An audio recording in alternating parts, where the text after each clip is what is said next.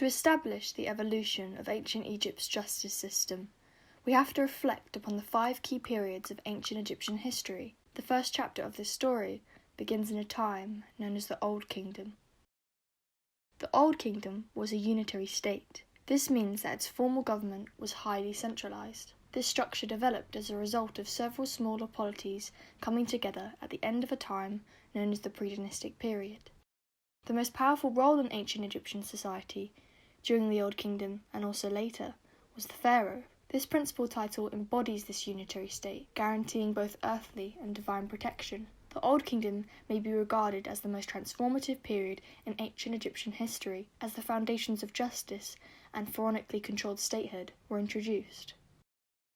Pharaoh was at the top of the social hierarchy. He was the lord of 2 lands, one being the Nile Delta in the north, called Lower Egypt, and the second being the Nile Valley in the south, called Upper Egypt. An interesting fact about the Upper and Lower Egypt during the Old Kingdom is that each of them retained their own symbols, traditions, and gods. The administrative structure of both locations was made up of the administrative regions and was centred around a town. In these towns, mayors and local governors were responsible for taxation on behalf of the central state. Their purpose was to collect revenue from nomes. These were territorial divisions in ancient Egypt. The tax revenue collected by these mayors and governors from nomes went towards financing royal building projects ordered by the pharaoh. Egypt's prized pyramids of Giza are an example of royal building projects financed by heavy taxation. The Old Kingdom was politically and economically centralised. This meant the core of the state was wealthy, and those living there were more likely to be literate. An administrative core around the city of Memphis formed at this time. This is where senior officials were based and where cases were judged. However, the issue with centralisation was the impact it had upon those living in the provinces away from this core. These citizens were poor and were most likely illiterate, which created an unbalanced society. The decentralisation of the Old Kingdom was due to the shift in power between provincial administrators and the pharaonic government. The costly royal projects and demands from the pharaoh, as seen with Pepi II's extraordinary 94-year reign, led to economic strain. This caused many administrators to lose faith in the system, as they rarely visited the administrative corps, giving their offices to their successors. The administrators gained provincial revenues for themselves, which concluded with the pharaonic government disintegrating as they no longer received political and financial support from the whole country, resulting in decentralisation. Now our story continues into Chapter 2, delving into a time known as the First Intermediate Period. After ancient Egypt decentralised in the Old Kingdom, the First Intermediate Period became divided into essentially independent microstates. These were clustered around former provincial capitals. The local nomarch, meaning the governor of an ancient Egyptian nome, and his officials all theoretically accepted government law of the pharaoh. However, in practice, they had absolute control over their territory. The territorial control that the magnate possessed over their land created a shift in power, leading to social and economic changes, as now those living in the periphery were given their share of wealth, where it remained in its entirety. Another change that occurred during the First Intermediate Period was the increase in artwork and its standard in comparison to that of the Old Kingdom.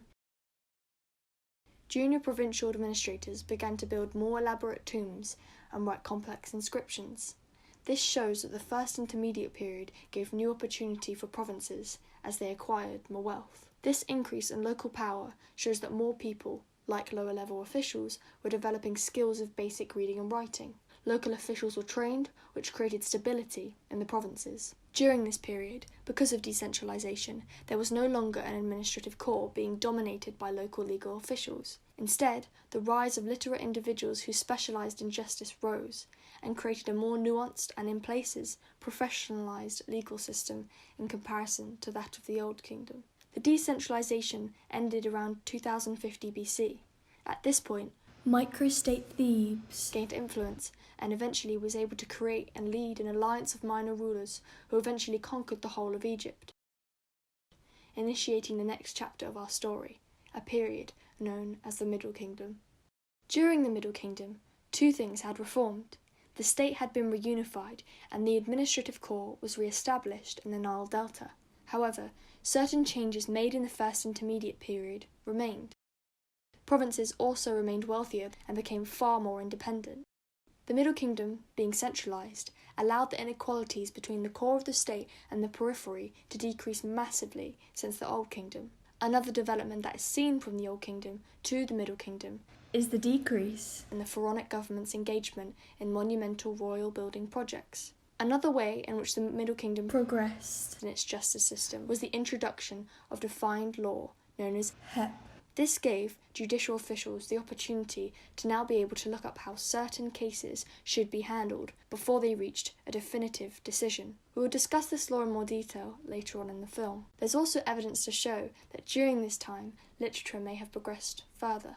The next period in our story is known as the Second Intermediate Period. Ancient Egypt was transformed at this time, as the foreign interactions that occurred led to many changes in its justice system. The Semitic people from Palestine, Jordan, Lebanon, and Israel, collectively known as the Hyksos, invaded ancient Egypt. This led to war and political instability. Once the Hyksos fully conquered northern Egypt, they became fond of the pharaonic system put in place and made themselves pharaohs. The Hyksos strongly favoured codification, which is the process of arranging laws according to a system of action and consequence. While they are now most famous for introducing the Egyptians to horse-drawn chariots, the Hyksos added much to the legal system using strict force and punishment. A legal idea called protasis apodosis was brought in by the Levitan origin people known as the Hyksos. This triggered a change in the justice system and meant that a king would decree, if a person carried out X, that person would suffer Y. This principle was commonly used throughout ancient Egypt after the Hyksos invasion. To conclude the Second Intermediate Period, the Semitic laws put in place after the Hyksos conquered the land were extremely brutal, using death and mutilation as a form of punishment, increasing the use of violence to gain justice. The period discussed here is known as the New Kingdom.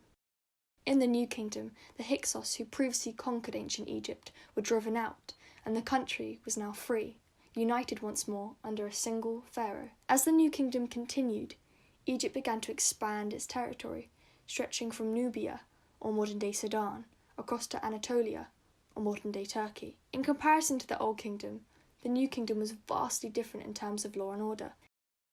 Specialised legal officials introduced in the First Intermediate Period remained, and new written laws and codification had been implemented into the justice system continuing from that period. The Second Intermediate Period Semitic laws placed in society emphasised the impact of mutilation and violent punishment towards crime, which continued and was adopted in the New Kingdom. Now that the New Kingdom regulated and recorded its justice, the production of complex legal transcripts flourished. These included descriptions of tomb raiders being violently tortured for confessions, mutilation of people who broke oaths, and executions of those who plotted and conspired against the pharaoh were sentenced to execution. These are only a few examples expressing the harsh, violent laws and regulations introduced in the Second Intermediate Period that continued into the New Kingdom. To delve deeper into the history that formed the evolution of ancient Egypt's justice system, we have to understand the structures, laws, and punishment that shaped its foundations. Reflecting upon the Old Kingdom's justice system, one of the most important elements to look at is the court structure. In the Old Kingdom, they created a broad court.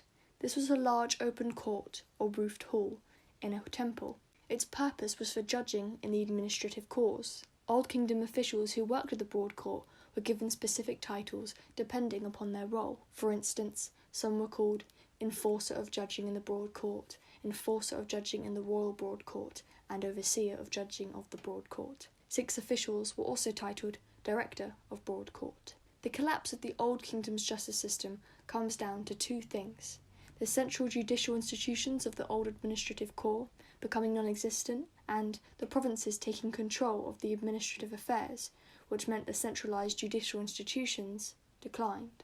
Now looking at the Middle Kingdom's justice system in more detail, one of the developments that occurred was the increase in literature. During this time, a new judicial concept was put in place, known as law. The evidence of this law was closely linked to wisdom literature and tomb autobiographies. Similar to the Old Kingdom, titles were used to give roles and responsibilities to those giving the laws. The overseer of judicial hearing and dividing could also be given the title one who gives laws. Allusions to law were also inscribed upon seals. This shows their significance in administration at the time. These laws were also used to determine detention, which gives evidence that they may have been the principal feature of penal administration. The Middle Kingdom also introduced a list of titles whose holders focused only on justice: Overseer of the Department of Judges, Overseer of Judges of the Chamber of Procedure, Deputy of Judges, Chief of Judges, Follower of Judges, Scribe of Royal Documents of Judges, Great Scribe of Judging, Chief of Great Scribe of Judging, Scribe of Judges. These lone titles represent 48% of the Middle Kingdom's entire dataset of judicial officials, in comparison to the 0% in the Old Kingdom. This means that while the Old Kingdom officials never specialised solely on justice, nearly 1 in 2 Middle Kingdom officials did. Reflecting upon the First Intermediate Period and its impact on the Middle Kingdom, we witness how the fragmentation and decentralisation impacted the periphery legal authority in the periphery, as it became taken over by local legal practitioners. This meant that literature, training and scribalism increased as the resources to the periphery grew. It is in this context that we witness the appearance of law, which may have become written law, reflecting the growing sophistication of literature culture within ancient Egypt's justice system. When discussing the terms used in justice system in this period, two that occurred were called hearing and dividing words. Hearing was defined as what was heard during a proceeding. This was an active process leading to a decision. Dividing words was defined as the actual act of passing definitive judgment. It was important in the Old Kingdom, but mostly merged with the hearing by the Middle Kingdom. To summarise the changes between the Old Kingdom and the Middle Kingdom, there were 4 key changes that occurred. The first being that the formal judicial institutions used in the Old Kingdom administrative corps died out. The second being the emergence of codified law, which influenced some written judicial decisions as it was introduced in the Middle Kingdom. The third being that the judicial officials became more specialised, often having links to justice. The fourth being that the scribes became more significant in the Middle Kingdom. In short, the Middle Kingdom features the return of a centralised state. A change that occurred due to the return of centralisation was the emergence of new specialised judicial officials, and they could become effective tools in the new state, increasing control over the provinces by spreading the application of Pharaoh's law. Centralised governments also saw the increased importance of codified law as giving all provinces a single set of rules, which would uphold a common set of principles by local administrations. This meant local officials shared a nationwide bureaucratic parlance.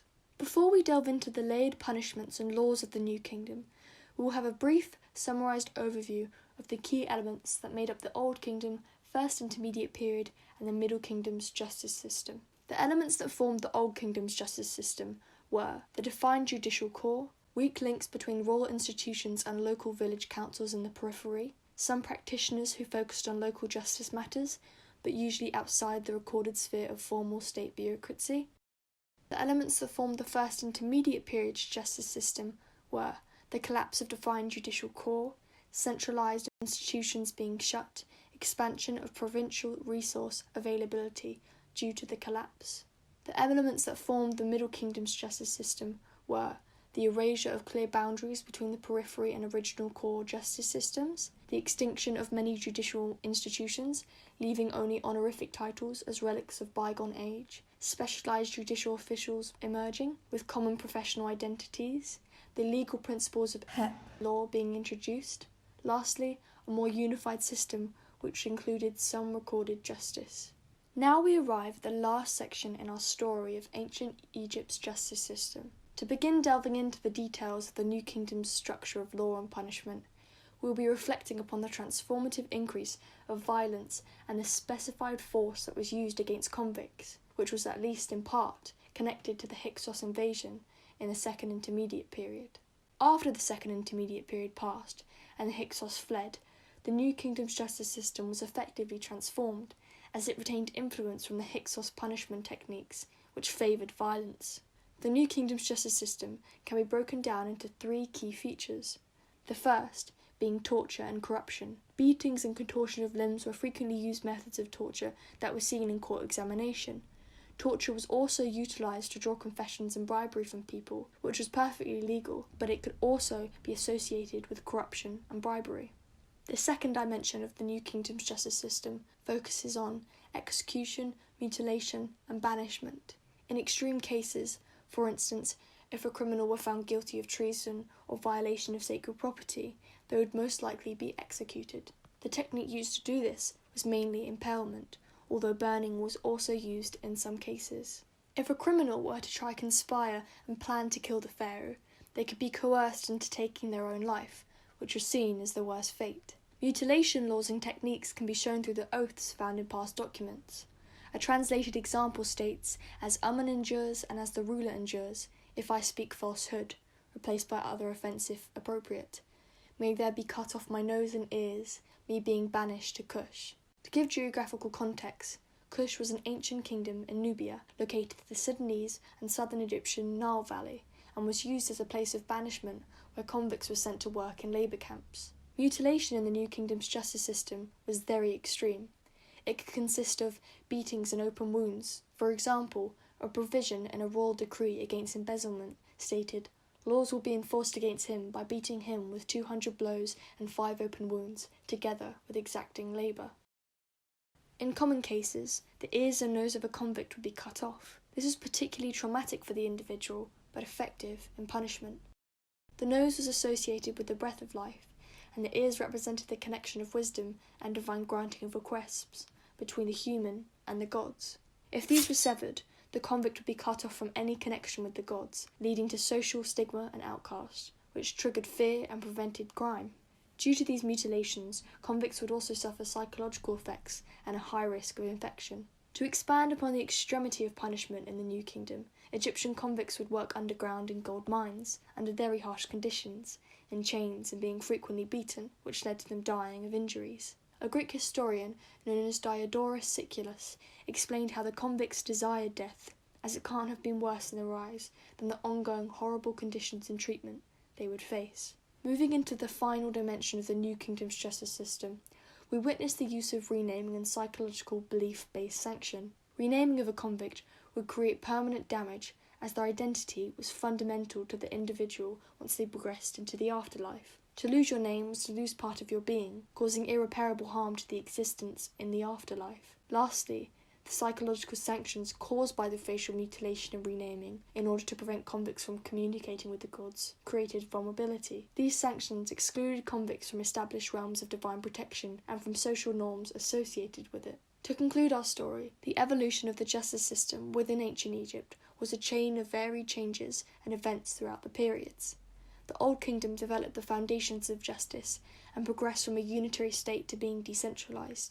The First Intermediate period fragmented the land into microstates, and we witnessed a shift in power as minor rulers conquered and slowly reintroduced centralisation. The Middle Kingdom then extended the use of literature and scribal culture, expanding the wealth in the periphery, even as it became centralised again, and using a stronger system with more economical equality across regions. Then, the Second Intermediate period shows foreign interactions with the Hyksos.